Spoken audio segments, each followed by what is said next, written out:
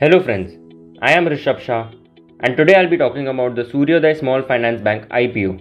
It is a 582 crore IPO consisting of Rs 248 crore of fresh issue and balance through offer for sale.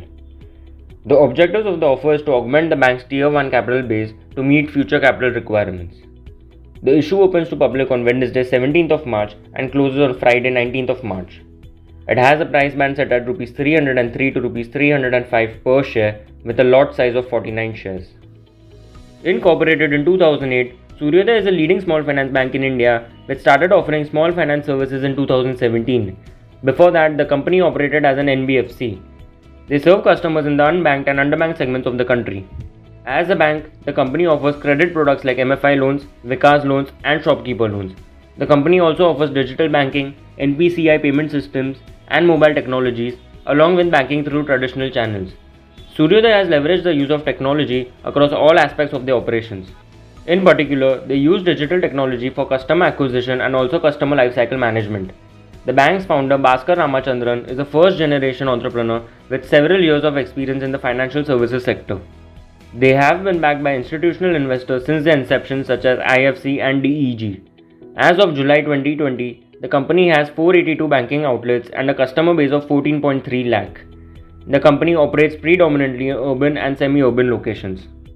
Looking at the financial performance, the company's gross loan portfolio and deposits have grown at a CAGR of 47% and 94% respectively over FY18 to FY20. This high growth is due to the lower base effect.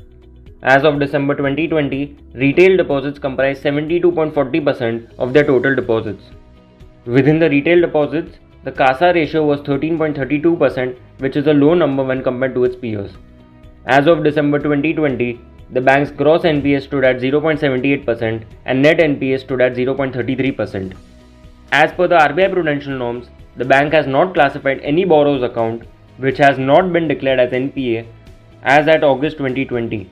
However, if the bank had classified borrowers' accounts as NPA, the gross NPA ratio as of December 2020 would have been 9.28% on a pro forma basis and net NPA of 5.38%, which is also very high.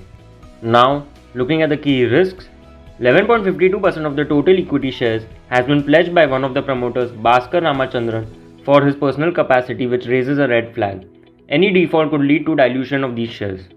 Next, on 23rd Feb 2021, the company did a private placement to mutual funds at Rs 292 and on 2nd March, they did a private placement to promoters at Rs 180. In just a matter of few days, the IPO is priced at Rs 303. This jump in price in a matter of few days is not justified, which raises another red flag. Also, there is an outstanding case against one of the promoters with claims of Rs 4,377 crores. Any adverse decision in the proceedings will affect the business. Next, COVID-19 pandemic has led to uncertainty for the small finance banking space. Any rise in NPAs would lead to balance sheet deterioration for the bank. Further, rising cases and potential lockdown increases uncertainty for the sector. CASA ratio is the ratio of deposits in current and savings account to total deposits.